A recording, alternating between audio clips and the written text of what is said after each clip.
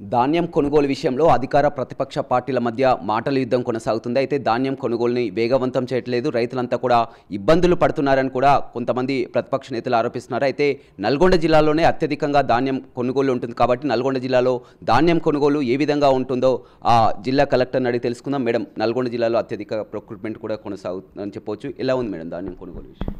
ఇప్పుడు మనం లాస్ట్ రవి సీజన్లో కంపేర్ చేసి రమేష్ గారు, మేము ఆల్రెడీ 5,12,000 కొనుగోలు చేసేసాము metric ton. Last rabi season కంటే మొత్తం సీజన్ ఇప్పుడు మన సీజన్ కొనసాగుతూ ఉంది నల్గొండ జిల్లాలో. దేవరకొండ కానివ్వండి, పార్ట్స్ ఆఫ్ సాగర్ నియోజకవర్గం కానివ్వండి, మునుగోడు కానివ్వండి, అక్కడ ఇప్పటి వరకు హార్వెస్టింగ్ కూడా జరగలే. సో ఇప్పుడు మనం మధ్యవర్తి ట్రెండ్ చూస్తే కూడా మనం లాస్ట్ టైం చేసిన ఫుల్ కొనుగోలు కంటే మనం 24%, 24% మనం ఎక్కువ కొనుగోలు చేసి ఉన్నాము.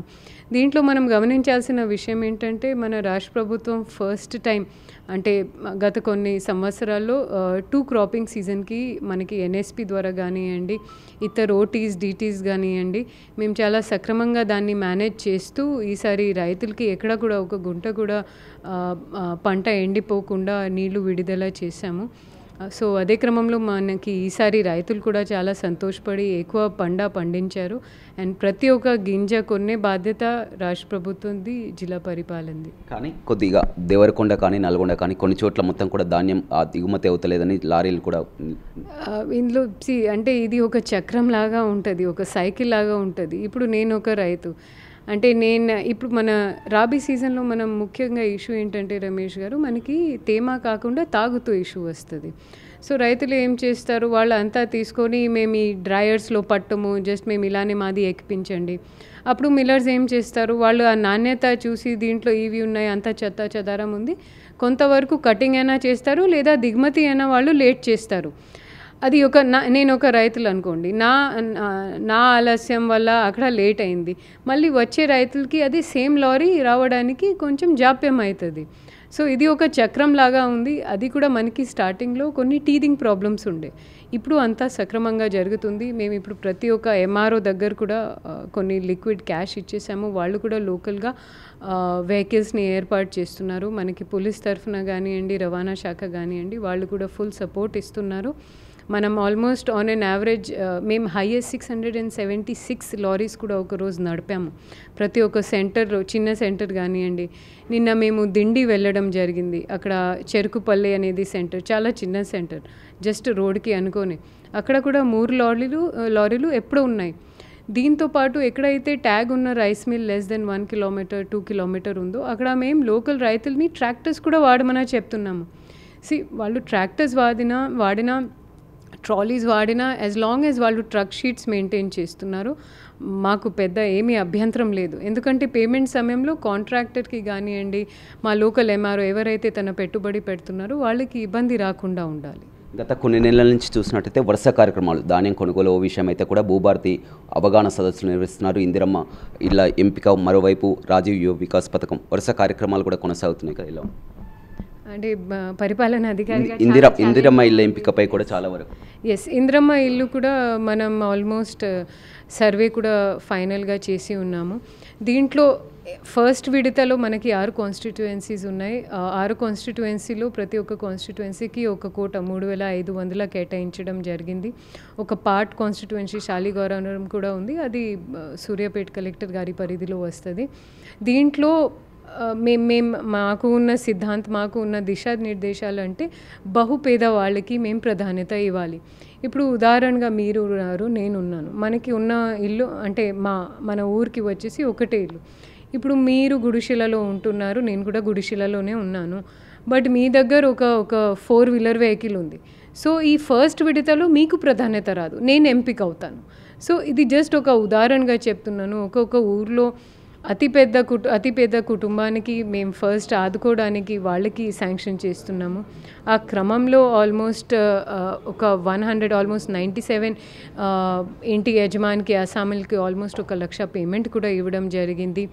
600 స్క్వేర్ ఫీట్ కంటే ఎక్కువ జాగా ఉన్న వాళ్ళకి కూడా మేము ఫస్ట్ విడుదల రిలీజ్ చేసిన తర్వాత వాళ్ళ నుంచి ఒక ఎన్ఓసి, ఒక ధృవీకరణ తీసుకుంటున్నాము.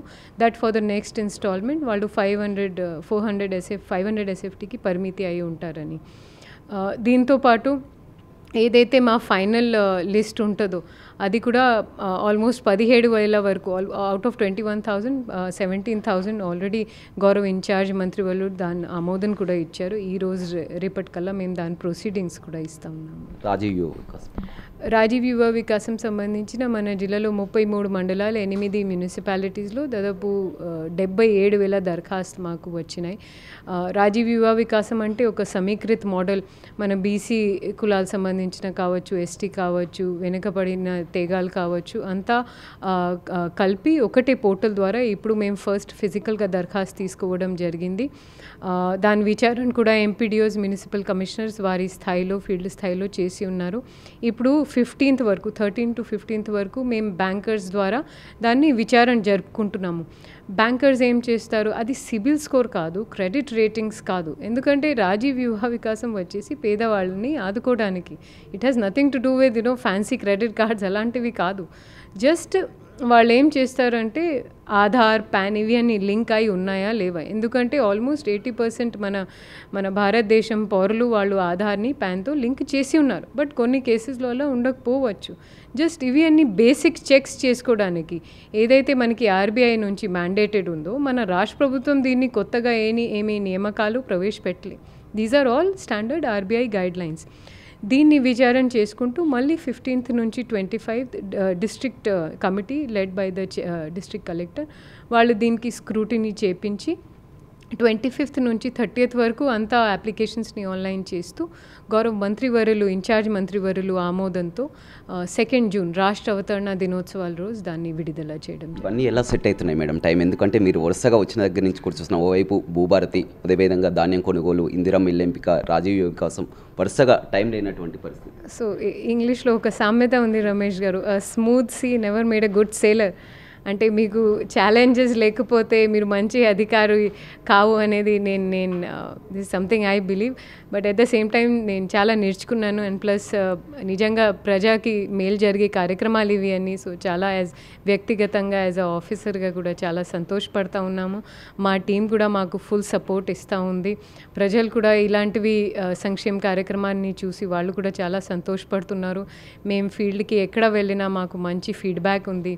అది సన్నా బియ్యం 30 మార్చ్ నాడు ప్రవేశపెట్టిన సన్న బియ్యం కావచ్చు, దాని తర్వాత అంత పెద్ద స్కేల్లో చేసిన ధాన్యం కొనుగోలు కావచ్చు, ఇంత పెద్ద స్కేల్లో మాస్ హౌసింగ్ ప్రోగ్రామ్ ఇందిరమ్మ ఇల్లు ఈజ్ నిజంగా చెప్పాలంటే ఇట్ ఈస్ అ చరిత్రాత్మక ప్రోగ్రామ్. అంత మాస్ స్కేల్లో హౌసింగ్ ఇవ్వడం నిజంగా చాలా గొప్పదనం మన రాష్ట్ర ప్రభుత్వం.